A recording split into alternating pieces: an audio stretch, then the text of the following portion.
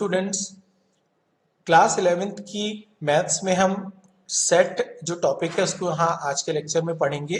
तो सेट क्या होता है, देखिए मैं आपको सिंपल समझाता हूँ। जो आपकी क्लास में जितने भी स्टूडेंट हैं उनको सबको मिलाकर एक सेट बनता है।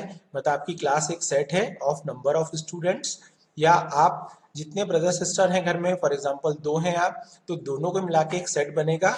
और वो सेट किसका होगा? आपके ब्रदर सिस्टर्स का, यानी सिबलिंग्स का। ठीक है, तो सेट की हम यहाँ पे डेफिनेशन देख लेते हैं। तो set is a collection of well defined object. ठीक है, सेट क्या है? वेल डिफाइंड ऑब्जेक्ट का कलेक्शन है। जैसे मैंने कहा 1 वीक, तो 1 वीक क्या है? 7 डेज का कलेक्शन है। Sunday, Monday, Tuesday, Wednesday, Thursday, Friday, Saturday. ये वेल डिफाइंड है, सभी को पता है कि एक वीक में 7 डेज होते हैं। तो वेल डिफाइंड ऑब्जेक्ट्स हो गई। ठीक है, और या इसको हम कह सकते हैं it is a collection of data और ऑब्जेक्ट ऑफ सेम काइंड। यहाँ पे क्या होगा? सेट क्या होगा?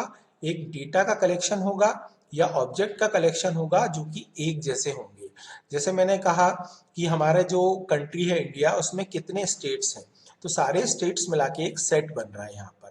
ठीक है, या हमारे सोलर सिस्टम में कितने प्लैनेट्स हैं, उन सबको मिला के क्या बन रहा है? सेट बन रहा है। तो वो प्लैनेट्स ऑब्जेक्ट हो गए यहाँ पे।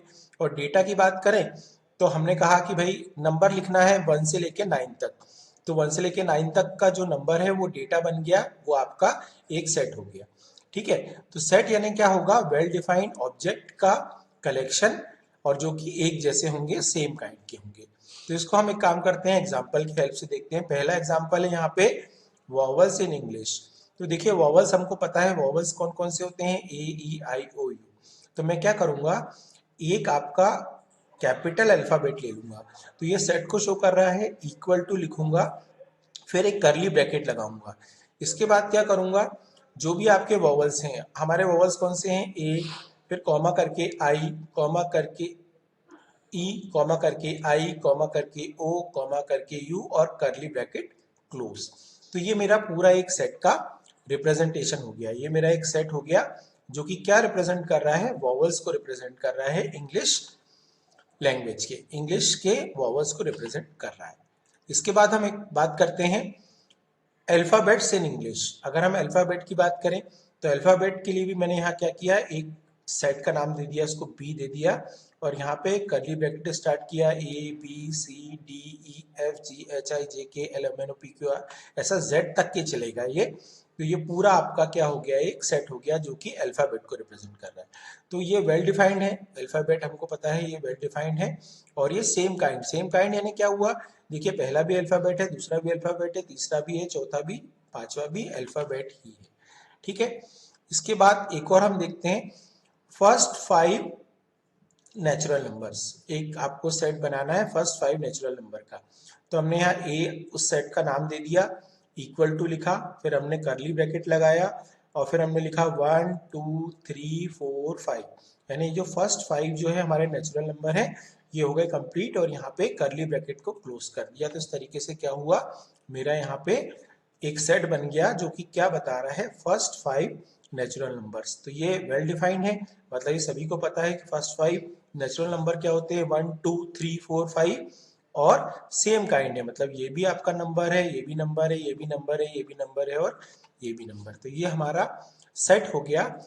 अब हम देखते हैं कि सेट को रिप्रेजेंट कैसे कर सकते हैं।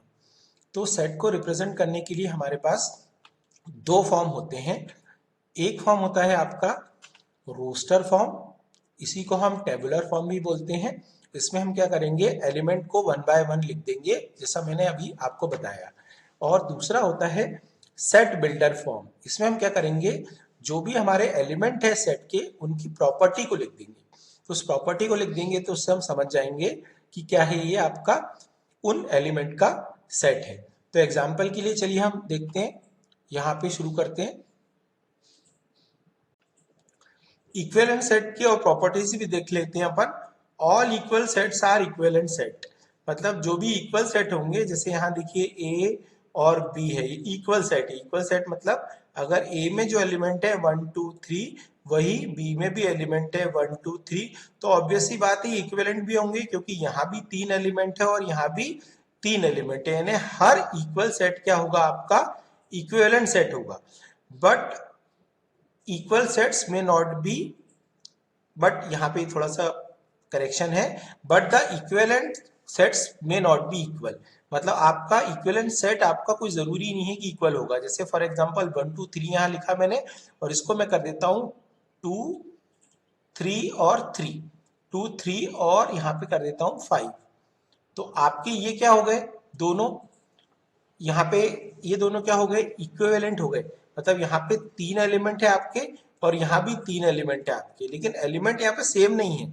तो यहाँ पे जो इक्विवेलेंट सेट तो है ये, पर ये इक्वल नहीं कहलाएंगे। मतलब हर इक्वल सेट इक्विवेलेंट सेट तो होगा, लेकिन कोई जरूरी नहीं है कि इक्विवेलेंट सेट आपका इक्वल सेट हो। तो ये आपकी हो गया इक्विवेलेंट सर्किट के बारे, इक्विवेलेंट सेट के बारे में।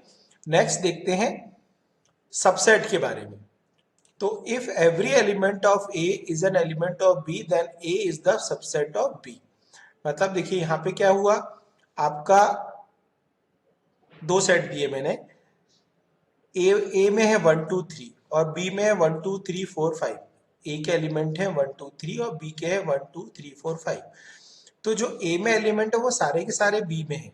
तो यहाँ पे ए क्या होगा, बी का सबसेट कहलाएगा, और जो बी क्या होगा, ए का सुपर सेट कहलाएगा।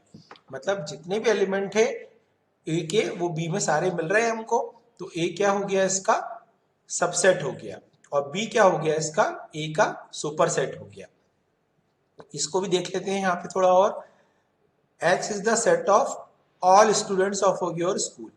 मतलब X जो है वो आपके स्कूल के सारे स्टूडेंट का सेट है, और Y जो है वो 11th क्लास के स्टूडेंट का सेट है। मतलब Y is the set of students of 11th class.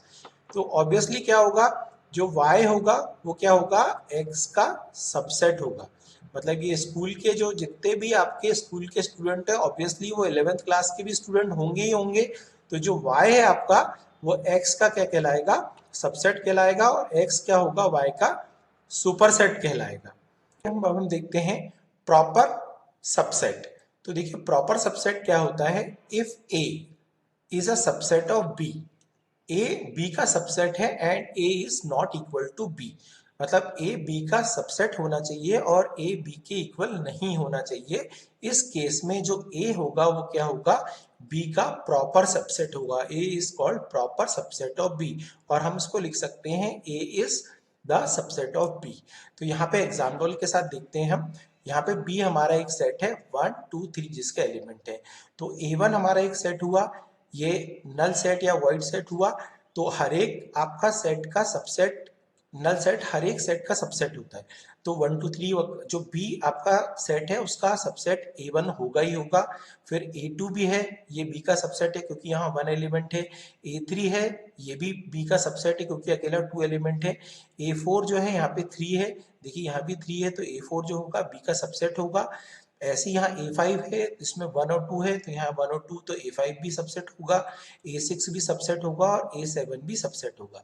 ये सारे के सारे क्या है, प्रॉपर सबसेट हैं बी के, क्योंकि इनके अंदर जो एलिमेंट है वो बी के अंदर तो है ही है, पर एक आध एलिमेंट छूटा हुआ है, या मतलब इसमें क्या होगा, आपका पूरे एलिमेंट नहीं होंगे बी बराबर। तो ये प्रॉपर सबसेट हो गए। लेकिन एक और सेट आया, देखिए यहाँ पे अपन देखते हैं, यहाँ पे एक आया A8। इसमें क्या है, 1 2 3 3 एलिमेंट है, बी में भी 1 2 3 3 एलिमेंट है। तो आपका A8 बी का सबसेट तो होगा ही होगा, लेकिन ये इक्वल भी है इससे, तो इसको हम बोलेंगे इम्प्रॉपर सबसेट ऑफ बी। मतलब सारे एलिमेंट होने पर ये सबसेट तो कहलाएगा, पर इम्प्रॉपर सबसेट कहलाएगा ये। तो समझ गए आप यहाँ पर। तो ये थे आपके प्रॉपर सबसेट। अब हम देखते हैं यूनिवर्सल सबसेट क्या, यूनिवर्सल सेट क्या होता है। यूनिवर्सल सेट को आप यू से डिफाइन करते हैं, है ना। और a set which has all element discussed in a problem. मतलब हमारा एक न्यूमेरिकल दिया है हमको, वहां पे 3 सेट दिए हैं। फॉर एग्जांपल एक सेट दिया है ए, दूसरा सेट दिया है बी, और तीसरा सेट दिया है सी।